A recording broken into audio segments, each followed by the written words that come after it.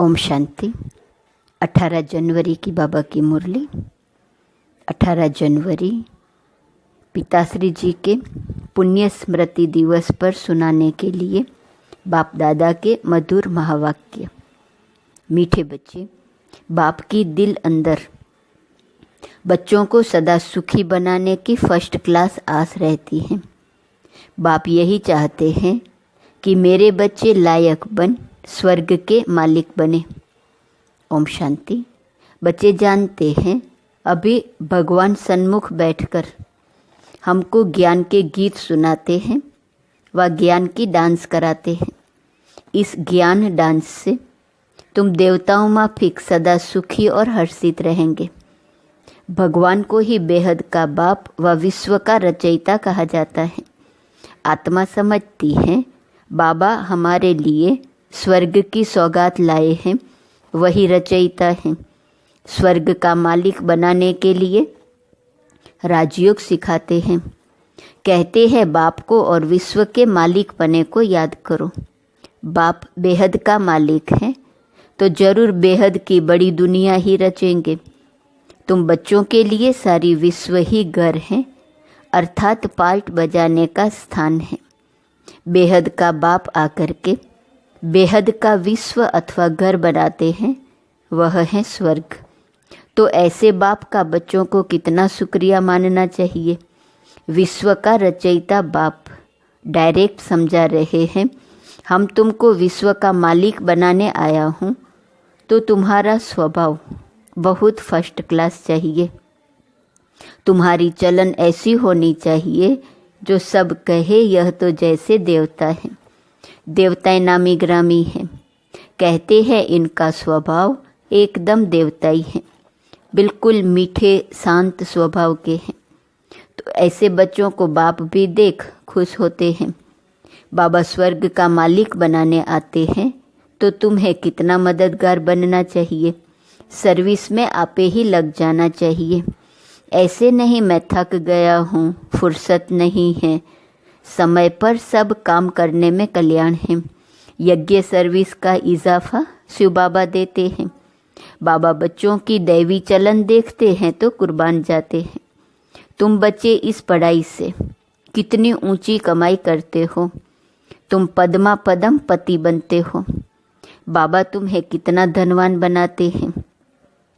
बाप तुमको अखूट खजाने में ऐसा वजन करते हैं जो 21 जन्म साथ रहेगा। वहाँ दुख का नाम नहीं, कभी अकाले मृत्यु नहीं होगा। मौत से कभी डरेंगे नहीं। यहाँ कितना डरते हैं, रोते हैं, तुमको तो खुशी है। यह पुराना शरीर छोड़ जाए, नई दुनिया में प्रिंस बनेंगे। तुम इस पुरानी दुनिया से ममत्व मिटाते रहो, इस देह को भी भूलते जाओ। हम आत्मा इंडिपेंडेंट हैं, बस एक बाप के सिवाय और किसी की याद न आए। जीते जी जैसे कि मौत की अवस्था में रहना है, इस दुनिया से मर गए। कहते भी हैं ना, आप मुए मर गई दुनिया। शरीर के भान को उड़ाते रहो। एकांत में बैठ यह अभ्यास करो, बाबा बस अभी हम आपकी गोद में आए कि आए। एक की याद में शरीर का अंत हो, इसको कहा जाता है एकांत। मीठे बच्चे, तुम जानते हो कि ऐसी ऊंची पढ़ाई पढ़ाने वाला कौन है। इस चैतन्य डिब्बी में चैतन्य हीरा बैठा है, वही सतचित आनंद स्वरूप है। सत बाप तुम्हें सच्ची सच्ची श्रीमत देते हैं। बाप के बने हो तो कदम कदम श्रीमत पर चलना है, चुप रहना है और पढ़ना है। एक बाप को याद करना है। घड़ी घड़ी इस बेज को देखते रहो तो बाप और वर्षे की याद आएंगी। याद से ही तुम जैसे सारे विश्व को शांति का दान देते हो। हर एक बच्चे को अपनी प्रजा भी बनानी है, वारिस भी बनाने हैं। मुरली कोई भी मिस नहीं करनी चाहिए। बाबा बहुत प्यार से समझाते हैं, मीठे बच्चे अपने पर रहम करो, कोई अवज्ञा नहीं करो। जो खुशबूदार फूल हैं वह खींचते हैं, जो जैसा है ऐसी सर्चलाइट लेने की कोशिश करते हैं। खुशबूदार गुणवान बच्चों को देख प्यार में, खुशी में नयन गीले हो जाते हैं।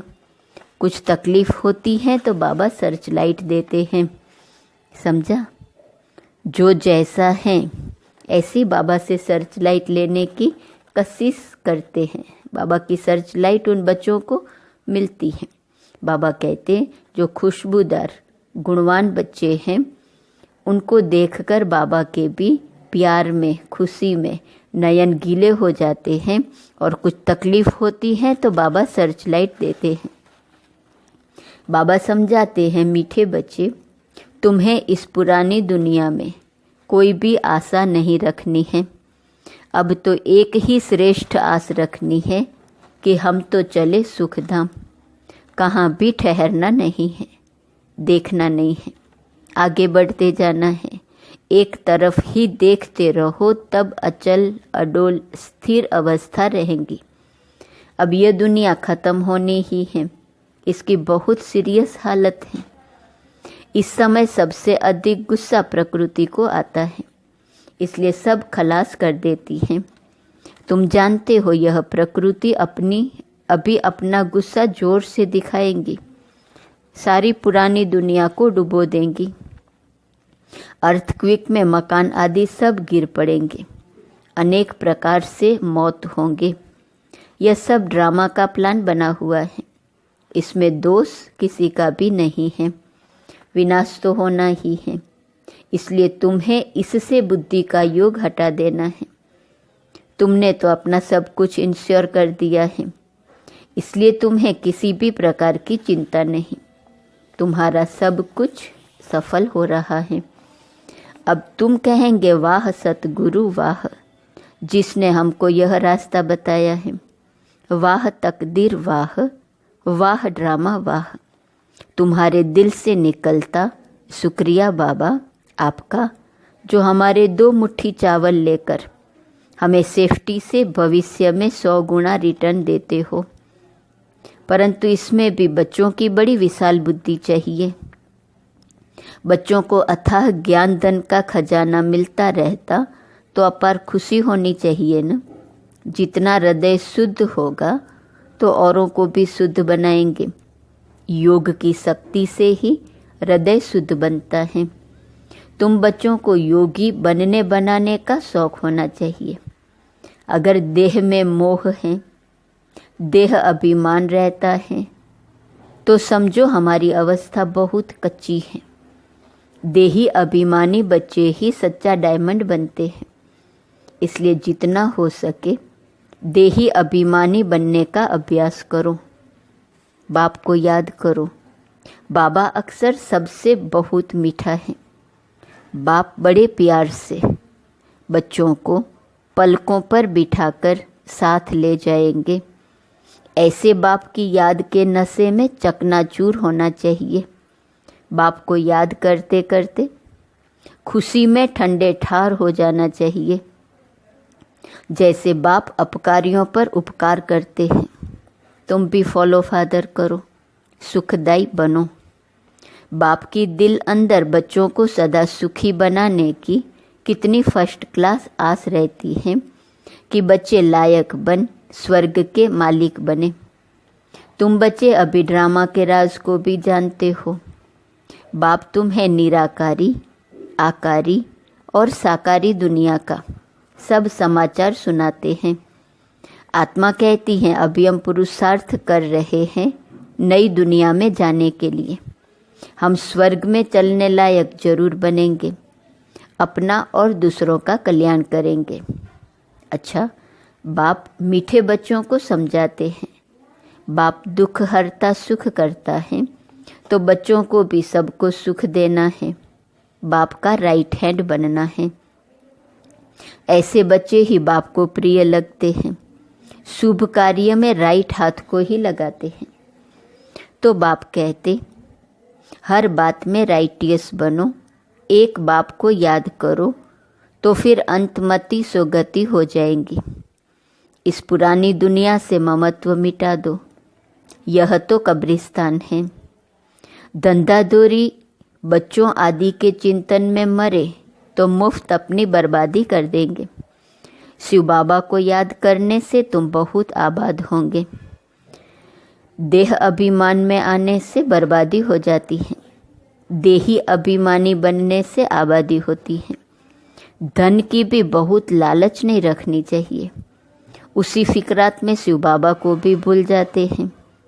बाबा देखते हैं सब कुछ बाप को अर्पण कर, फिर हमारी श्रीमत पर कहाँ तक चलते हैं। शुरू में बाप ने भी ट्रस्टी हो दिखाया न, सब कुछ ईश्वर अर्पण कर, खुद ट्रस्टी बन गया। बस ईश्वर के काम में ही लगाना है। विघ्नों से कभी डरना नहीं चाहिए। जहाँ तक हो सके सर्विस में अपना सब कुछ सफल करना है। ईश्वर अर्पण कर ट्रस्टी बन रहना है। अच्छा, मीठे मीठे सिकीलदे बच्चों प्रति माता पिता बाप दादा का याद, प्यार और गुड मॉर्निंग। रूहानी बाप की रूहानी बच्चों को नमस्ते। रूहानी बच्चों की रूहानी बाप को नमस्ते नमस्ते नमस्ते। अव्यक्त महावाक्य है 15 अप्रैल 74। क्या सभी उन्नति की ओर बढ़ते जा रहे हो? सदा लगन में मग्न और विघ्न विनाशक, ये दोनों निशानियां क्या अनुभव में आ रही हैं? विघ्न विनाशक बनने के बजाय विघ्नों को देख अपनी स्टेज से नीचे तो नहीं आ जाते हो? क्या अनेक प्रकार के आए हुए तूफान आपकी बुद्धि में तूफान तो पैदा नहीं करते हैं? जैसे कोई के द्वारा तोहफा मिलता है तो बुद्धि में हलचल नहीं होती है बल्कि उल्लास होता है। इसी प्रकार आए हुए तूफान उल्लास बढ़ाते हैं या हलचल बढ़ाते हैं? अगर तूफान को तूफान समझा तो हलचल होगी, और तोहफा समझा व अनुभव किया तो उससे उल्लास और हिम्मत अधिक बढ़ेंगी। यह है चढ़ती कला की निशानी। घबराने के बजाय गहराई में जाकर अनुभव के नए नए रत्न इन परीक्षाओं के सागर से प्राप्त करेंगे, क्योंकि हलचल के अंदर रत्न समाये हुए हैं। तूफान को तोहफा समझेंगे तो हलचल नहीं होगी। ऊपर ऊपर से अर्थात बाह्य मुखता की दृष्टि और बुद्धि द्वारा देखने से हलचल दिखाई देगी अथवा अनुभव होंगी, लेकिन उसी आई हुई बातों को अंतर्मुखी दृष्टि व बुद्धि से देखने से अनेक प्रकार के ज्ञान रत्न अर्थात पॉइंट्स प्राप्त होंगी। अगर कोई भी बात को देखते या सुनते हुए आश्चर्य अनुभव होता है तो यह भी फाइनल स्टेज नहीं है। ऐसा तो होना नहीं चाहिए। ड्रामा के होने पर अगर ऐसा भी संकल्प उत्पन्न होता है तो इसको भी अंश मात्र की हलचल का रूप कहेंगे। अब तक भी क्यों क्या का क्वेश्चन अगर उठता है तो इसका अर्थ है हलचल। जितना विघ्न आना आवश्यक है उतना विघ्न विनाशक स्थिति में रहना, यही हर्षित रहने का साधन है। नथिंग न्यू, यह है फाइनल स्टेज। यदि कोई भी हलचल का कर्तव्य करते हो व पार्ट बजाते हो तो सागर समान ऊपर से हलचल भले ही दिखाई दे रही हो, अर्थात चाहे कर्मेंद्रियों की हलचल में आ रहे हो, लेकिन स्थिति नथिंग न्यू की हो। एकाग्र, एक रस, एकांत अर्थात एक रचयिता और रचना के अंत को जानने वाले त्रिकालदर्शी की स्टेज पर आराम से शांति की स्टेज पर स्थित हैं, या कर्मेंद्रियों की हलचल आंतरिक स्टेज को हिला देती है। जब स्थूल सागर दोनों ही रूप दिखाता है तो क्या मास्टर ज्ञान सागर ऐसा रूप नहीं दिखा सकते? यह प्रकृति ने पुरुष से कॉपी की है। आप तो पुरुषोत्तम हो, जब प्रकृति अपनी क्वालिफिकेशन दिखा सकती है तो क्या वह पुरुषोत्तम नहीं दिखा सकते?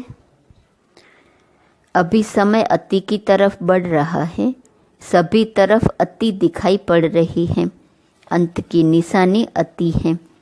तो जैसे प्रकृति समाप्ति की तरफ अति में जा रही है, वैसे ही संपन्न बनने वाली आत्माओं के सामने अब परीक्षाएं व विघ्न भी अति के रूप में आएंगे। इसलिए आश्चर्य नहीं खाना है कि पहले यह नहीं था, अब क्यों है, यह आश्चर्य भी नहीं। फाइनल पेपर में आश्चर्यजनक बातें क्वेश्चन के रूप में आएंगी, तब तो पास और फेल हो सकेंगे। ऐसी ऐसी बातें आएंगी जो न चाहते हुए भी बुद्धि में क्वेश्चन उत्पन्न हो। यही तो पेपर है, और है भी 1 सेकंड का पेपर। क्यों का संकल्प चंद्रवंशी की क्यू में लगा देगा। इसलिए एक रस स्थिति में स्थित होने का निरंतर अभ्यास हो। समस्या की सीट को संभालने नहीं लग जाओ, लेकिन सीट पर बैठ समस्या का सामना करना है। अभी तक समस्या सीट की याद दिलाती है। विघ्न आता है तो विशेष योग लगाते हो और भट्ठी रखते हो।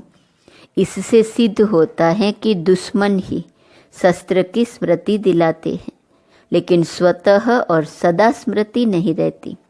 निरंतर योगी हो या अंतर वाले योगी हो, टाइटल तो निरंतर योगी का है ना। दुश्मन आवे ही नहीं, समस्या सामना न कर सके। सूली से कांटा बनना यह भी फाइनल स्टेज नहीं है। सूली से कांटा बने उसके बजाय कांटे को योग अग्नि से दूर से ही भस्म कर दे। कांटा लगे और फिर निकालो, यह फाइनल स्टेज नहीं है। कांटे को अपनी संपूर्ण स्टेज से समाप्त कर देना, यह है फाइनल स्टेज। ऐसा लक्ष्य रखते हुए अपनी स्टेज को आगे चढ़ती कला की तरफ बढ़ाते चलो। बड़ी बात को छोटा अनुभव करना। इस स्टेज तक नंबरवार यथाशक्ति पहुँचे हैं। अब पहुँचना वहाँ तक है जो कि अंश और वंश भी समाप्त हो जाए। आप सभी हिम्मत, उल्लास और सर्व के सहयोगी सदा रहते हुए चल रहे हो न। कलयुगी दुनिया को समाप्त करने के लिए व परिवर्तन करने के लिए, माया को विदाई देने के लिए संगठन अर्थात घेराव डाला हुआ है न। मजबूत घेराव डाला हुआ है, या बीच बीच में कोई ढीले हो जाते हैं अथवा थक जाते, या चलते चलते रुक जाते हैं। न आगे बढ़ना न पीछे हटना, जैसे के वैसे रहना, यह पाठ तो नहीं पक्का करते हो। समय धक्का लगाएगा तो चल पड़ेंगे, ऐसा सोचकर जहाँ के तहाँ रुक तो नहीं गए हो। किसी के किसी प्रकार के सहारे का इंतज़ार करते हुए खड़े तो नहीं हो गए हो। ऐसी स्टेज वालों को क्या कहेंगे? क्या इसको ही अंगद की स्टेज समझते हो?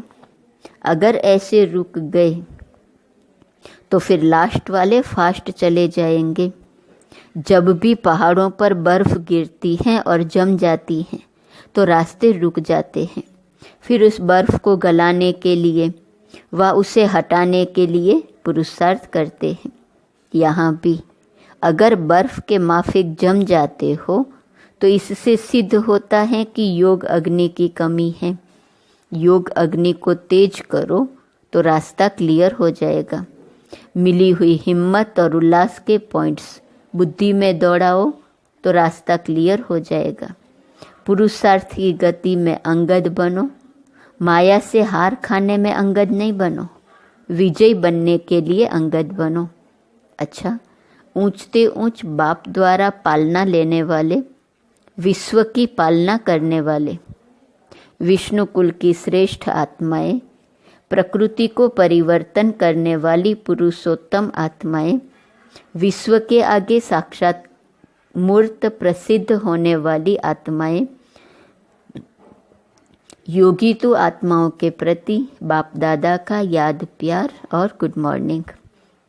वरदान। सेवा में रहते संपूर्णता के समीपता की अनुभूति करने वाले ब्रह्मा बाप समान एग्जाम्पल भव। सेवा में रहते संपूर्णता के समीपता की अनुभूति करने वाले ब्रह्मा बाप समान एग्जाम्पल भव। जैसे ब्रह्मा बाप सेवा में रहते समाचार सुनते एकांतवासी बन जाते थे। 1 घंटे के समाचार को 5 मिनट में सार समझ बच्चों को खुश करके अपनी अंतर्मुखी एकांतवासी स्थिति का अनुभव करा देते थे।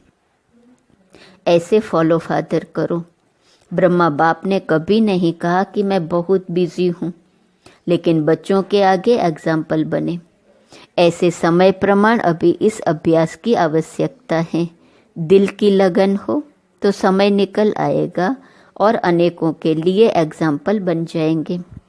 स्लोगन, हर कर्म में कर्म और योग का अनुभव होना ही कर्म योग है। आज का स्वमान है, मैं बाप समान लाइट हूँ।